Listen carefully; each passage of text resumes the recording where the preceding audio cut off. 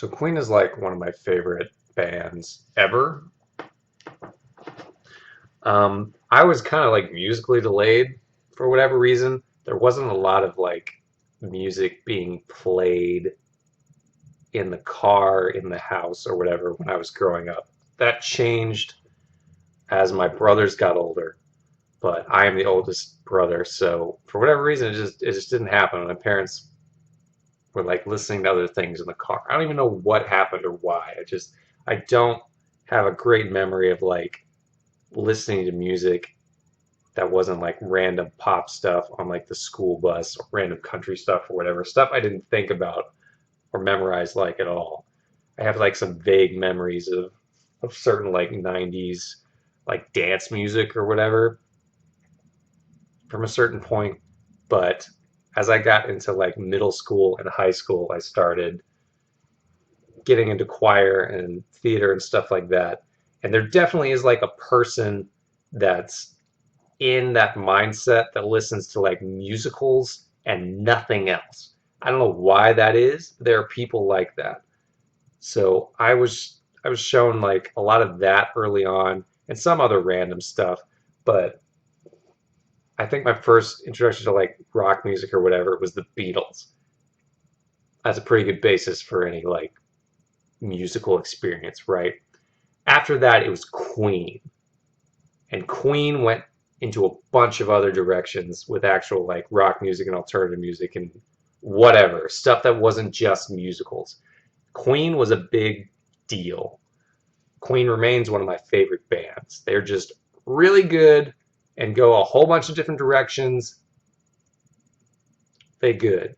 We'll talk about them more in other videos. But um, I think I discovered Queen through a weird. I don't know if it's weird.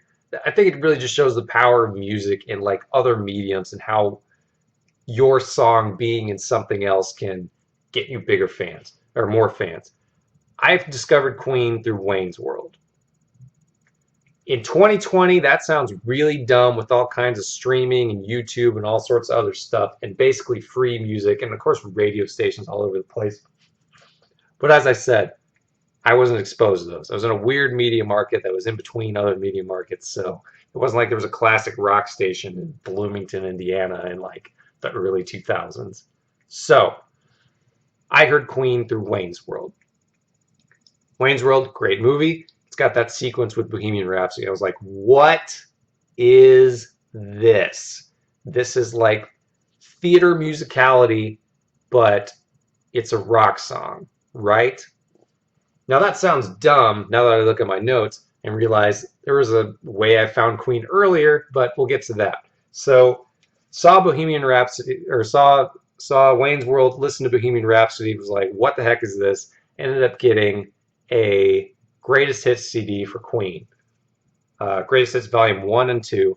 Listened to that just all the time in high school, late high school, in a trip to Upper Peninsula of Michigan right before I went off to college. It was a lot of me in the back seat, wondering, ready to get to like the next step in my life, listening to Queen and the headset and being transported to a faraway magical place called the real world somehow.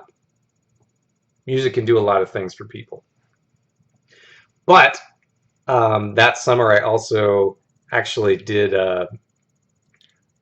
I was at SeaWorld camp, right? It was like this careers camp or whatever. It was kind of like for late high schoolers, like about to head off to college or whatever. You got to do some behind the scenes stuff and stuff that would inspire and get you prepared for a career in animal stuff. I don't know how much prepared you for that, but it was a thing to do.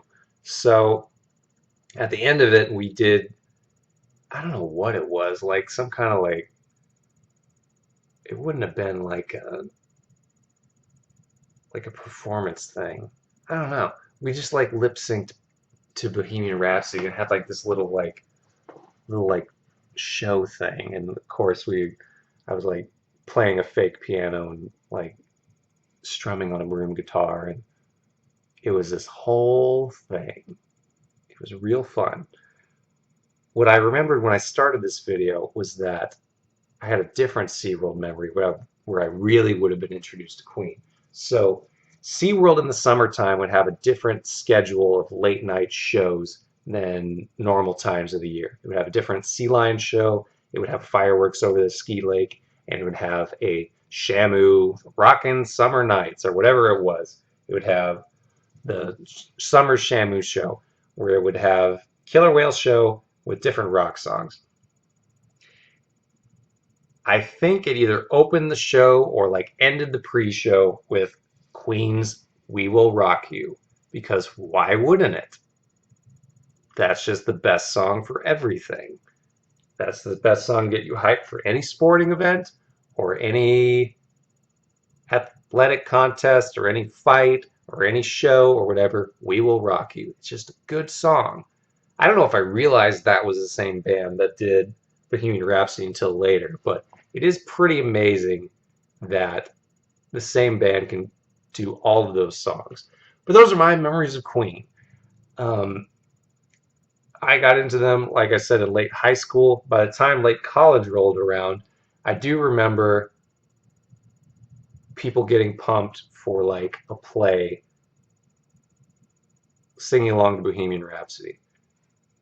And I remember being over it at that point because I had had my Bohemian Rhapsody moment. I even had a second Bohemian Rhapsody moment where me and like high school friends were jamming out to it in some like barn somewhere in southern Indiana. I don't even know where it was.